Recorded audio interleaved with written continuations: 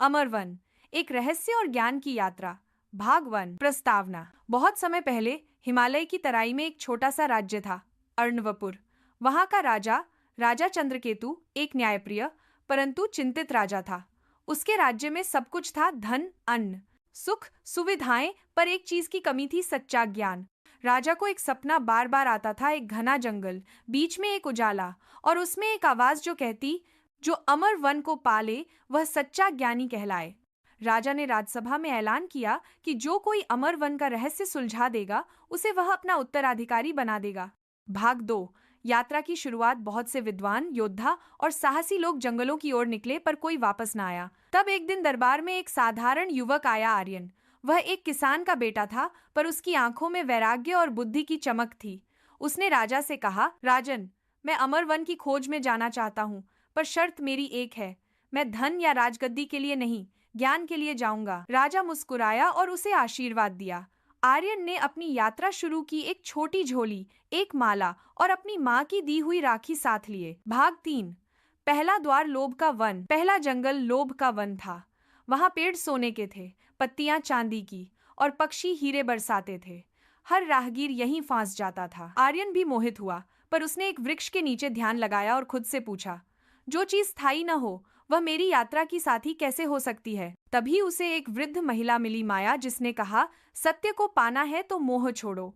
आर्यन ने सब कुछ छोड़ा और अगले द्वार की ओर बढ़ गया। भाग 4। दूसरा द्वार। भय की गुफा। अब वह पहुंचा भय की गुफा में। वहां रात कभी खत्म नहीं होती थी, परछाइयां बोलती थीं और अतीत की घटनाएं दोहराई जाती थीं। आर्यन को अपने बचपन के दुहक, पिता की मृत्यु और असफलताओं के दृश्य दिखने लगे।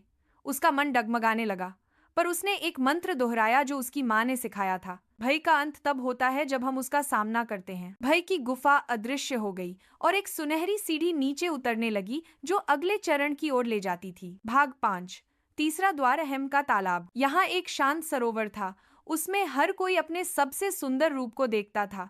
जो जितना ज्यादा देखता उतना ही उसमें डूबता चला जाता। आर्यन ने भी देखा एक महान शिका रूप। लोग उसके चरण छू रहे थे, पर तभी उसने आंखें बंद कर लीं। मैं जो हूँ वही सत्य है, जो मैं देखना चाहता हूँ वह भ्रम है। तालाब सूख गया और अंतिम द्वार खुला। भाग 6। अमरवन का रहस्य। अंत में आर्यन अमरवन पहुंचा। वहां कोई सोना चांदी नहीं था, न कोई महल, बस एक विशाल वटवृक्ष जिसके नीचे एक बूढ़ा से ध्यानमग्न था। जब आर्यन उनके पास पहुंचा तो उन्होंने आंखें खोलीं और मुस्कुराए।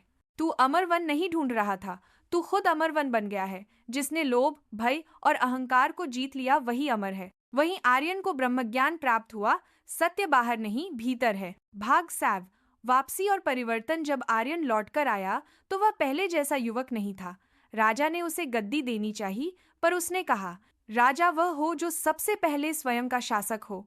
उसने राज्य को विद्याओं, ध्यान केंद्रों और सेवा के आश्रमों से भर दिया। अर्णवपुर धीरे धीरे ज्ञानीपुर कहलाने लगा।